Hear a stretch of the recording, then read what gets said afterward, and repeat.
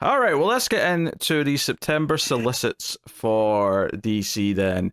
A couple new things here, stuff that we kind of knew about way in advance anyway, for the most part. But we'll go through, see what's there. I'll try and keep this fairly brisk. So, Batman #1 is at the top of the list here. Makes sense. They're relaunching with a new #1 with Matt Fraction and Jorge Jimenez.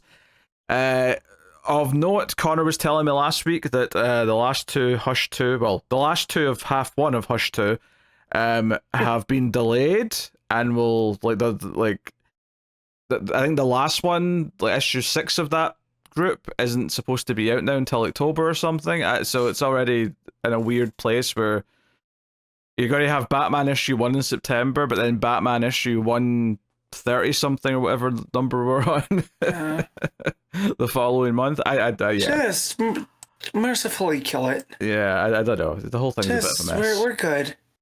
Yeah. What about Fraction? Jimenez, Batman. Get me excited.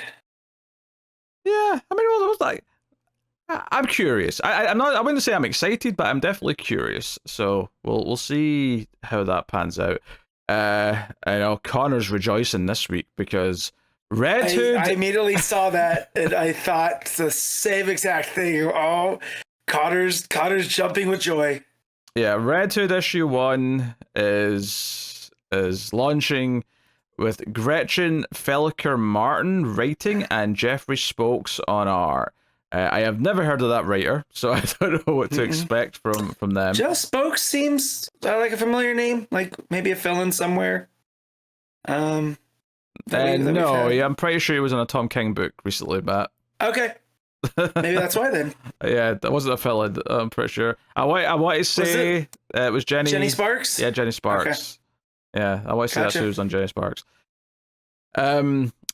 Yeah, Huntress is in this book, so which I guess, she's not really been doing much recently, and I guess she's a decent fit to be hanging out with Red Hood, I suppose. So yeah, as much as I prefer her to Red Hood because Red Hood's Red Hood, but fair enough. I can't really fault, but yeah. Erupting from the events of Hattush comes DC's first ever in-continuity mature readers ongoing Red Hood series. So this is a rated don't M. Like that. Rated M for mature. Spinning out. And I want to clarify. It's not the mature rating. That's fine. It's the out of the pages of Hush too. Yes. Because I do not like that characterization of Jason at all. So, oh man. Yes. Sure. Well, I hope whatever this is starting on is not relying on where like the issue that was supposed to be out of Batman before September, because otherwise it'll be spoiling things for like some Hattush issues that haven't come out yet. All I need to know is stuff has happened, and now here, that's all we need. Yes.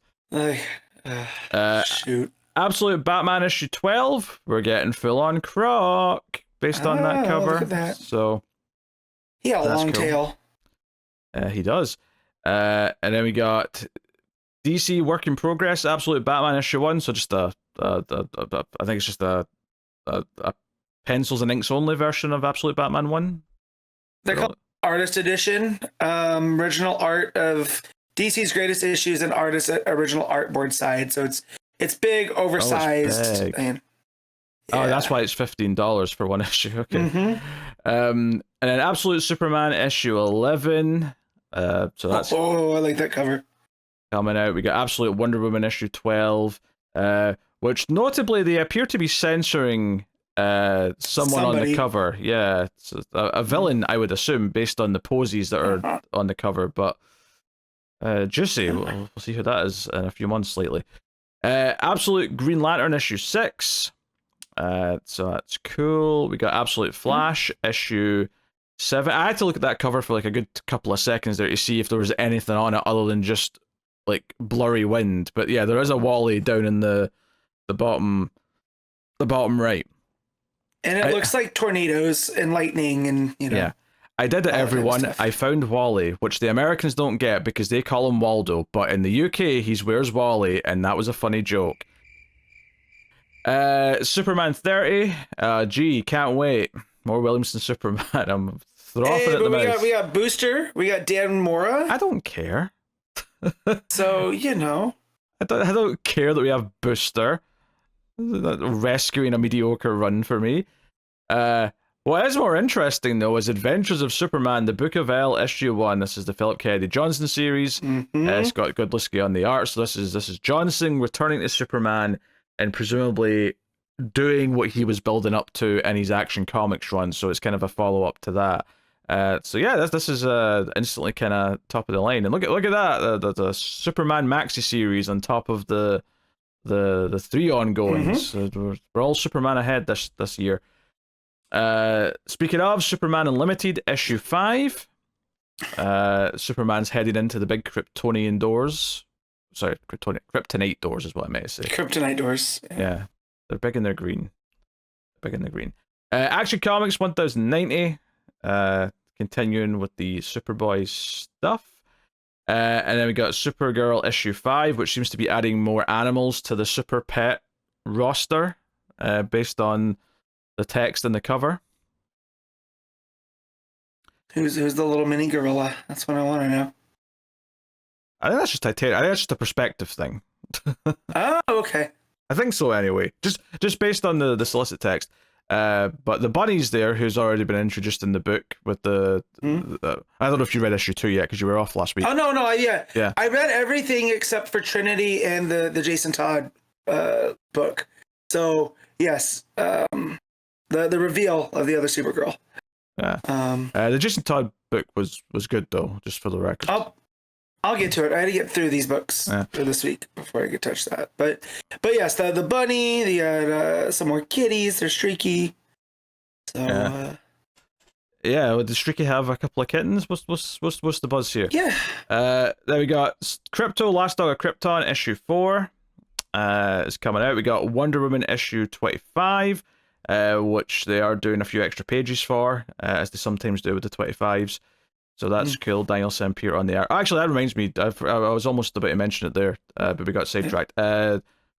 Supergirl 5, Sophie Campbell's not doing the art on that issue. She's still writing, but we've got Paulina Ganesho on the art. So, which, to be fair, doing both writing and art, she was eventually bound to at least need an issue off of the art. Yeah. That's and fair 4 enough. issues seems, let's say that you get through the 4 issues, that's a pretty decent sized arc to do art and writing. So yeah, I just wonder if that's going to be like ongoing now. Is she just going to be writing, or is she going to go back to doing the art for the major arcs and just have like fill-in artists to give her a chance to get ahead in the other pages. We got Trinity, Daughter of Wonder Woman issue 4. So that's there. We got Justice League Unlimited issue 11. We have Cheetah in Cheshire, Rob the Justice League issue 2. Which I forgot this was a thing, and I sort of skimmed past it and thought to myself, I thought to myself, oh yeah, that's that weird mini. I don't need to care about that. And then I'm like, oh wait, no, it's Greg Rucka. Never mind. I take that thought back. Yeah, I take it back. It's Rucka and Nicola Scott. Yeah. I take it all back. Clearly, this is going to be one of the must-read things of the month. I forgot. Forgive me. So you said you were going to do that last month too. You said it's going to come up in a solicit, and I'm going to forget this was the thing. That's funny. I knew it. I know what I'm like. We've been doing this long enough. I know what my patterns are when it comes to these things. Justice League Red issue 2. Speaking of books that are still new and I forgot about because they've not started coming out yet. So cool. We got Justice League versus Godzilla versus Kong 2 issue 4. Is that? I don't think it is. I was going to say, are those Ghidorah heads? I don't think they are. No, it looks more like Tiamat from the last GV, or Godzilla Kong Empire, whatever that was called. New Empire. So. No, I wouldn't say it looks like anything like those. No, you don't think it looks like Tiamat? Was there snake creatures in that last movie? I don't remember a snake-like creature. Yeah. Wasn't that the one that Godzilla went after in Antarctica? Antarctica? What are you talking about? Did they even go to Antarctica in the last movie? Yes, he did. He went down there and absorbed all the radiation. Oh, okay. That wasn't important to the plot, which is why I forgot it. I do not. Massive primordial sea monster resembling a sea serpent with crocodile-like jaws and a dark purple body. I do not remember that part of the movie, so I do not remember what these things look like. So you may be right. I have no idea. What's next? Detective Comics 1101. That's not Korea saying that. But yeah, continuing Taylor's run. New York starting in this issue, so that's cool.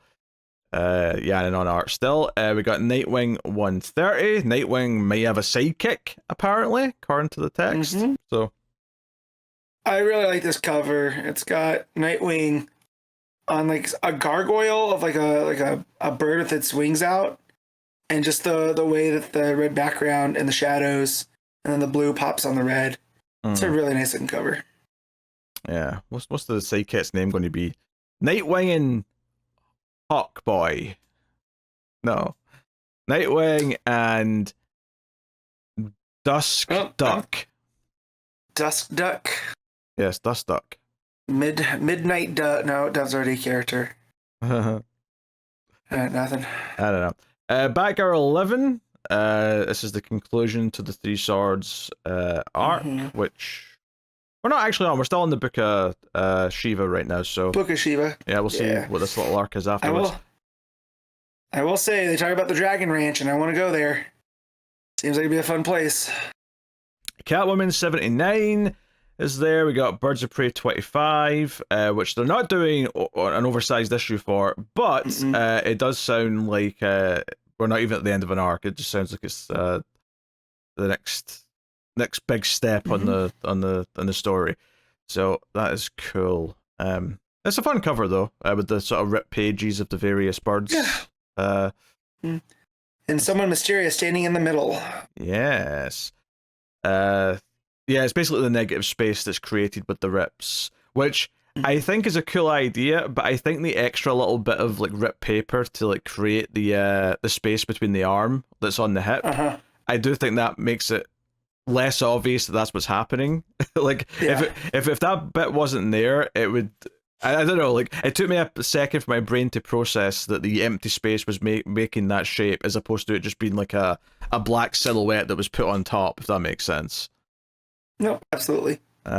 Anyway, Poison Ivy 36 is there. I'm sure Matt will be loving it. We got Harley Quinn 54. Who the hell's on this cover with Harley? Who's this green and orange looking chicks? They're apparently the Gun Buddies. Don't know who that is. Yeah, I never heard of them. They look like they're straight out of 90s comics. They even got pouches.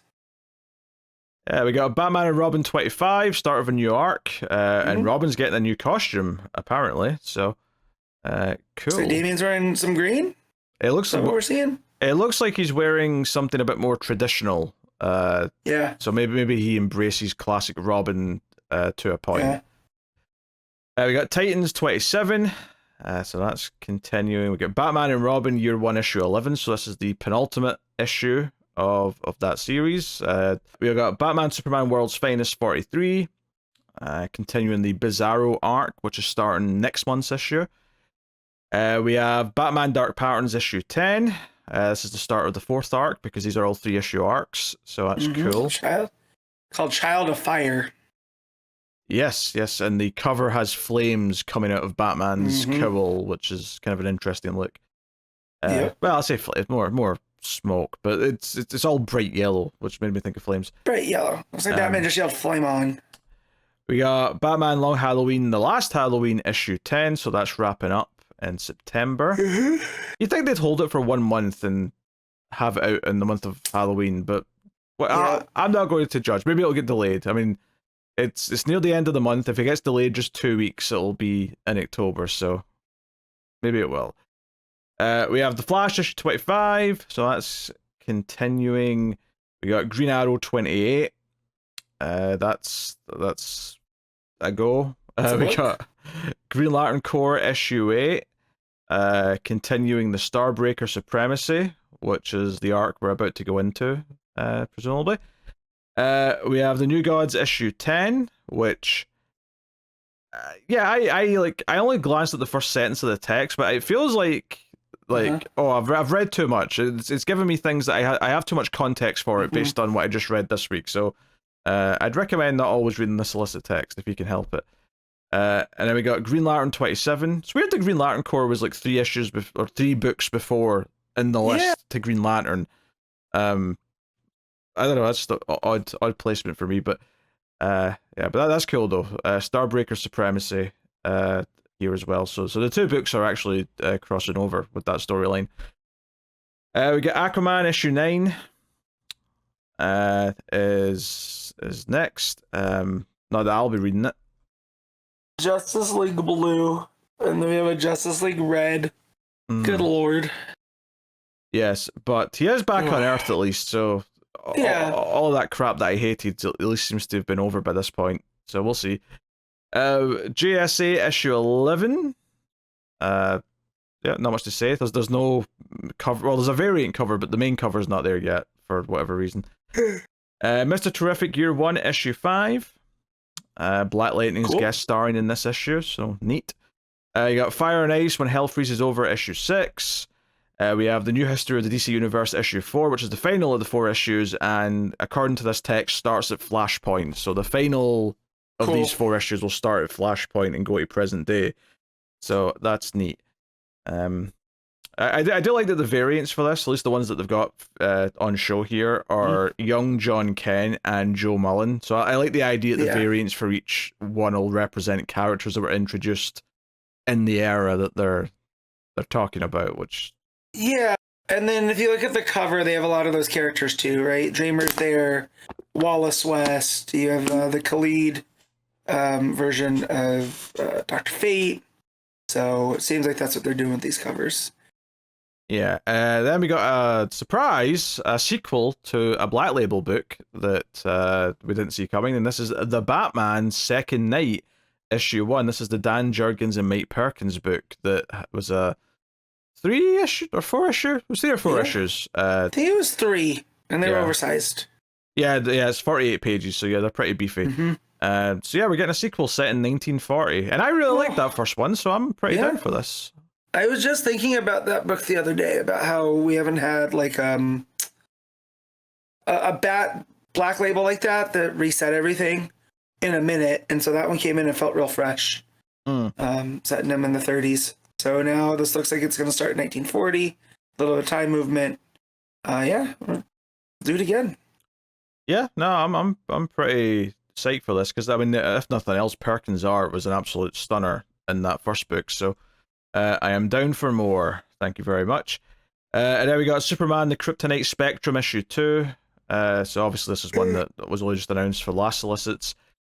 We got Resurrection Man Quantum Karma issue 6. Yeah, so this is the end of the series, I think, based on the text here. The climactic final chapter of Ram V and Anand RK's mind-bending story. So, I mean, I obviously I didn't expect Resurrection Man was an ongoing. I thought it might be 12 issues because they never specified, but fair enough. If it's 6 at 6.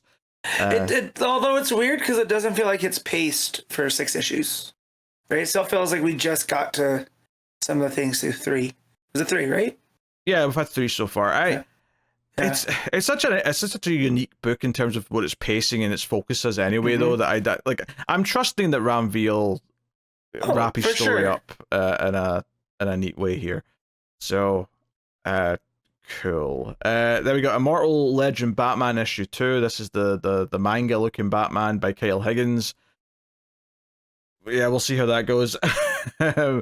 We have Batman Gotham by Gaslight, A League for Justice issue 3, the sequel series to that.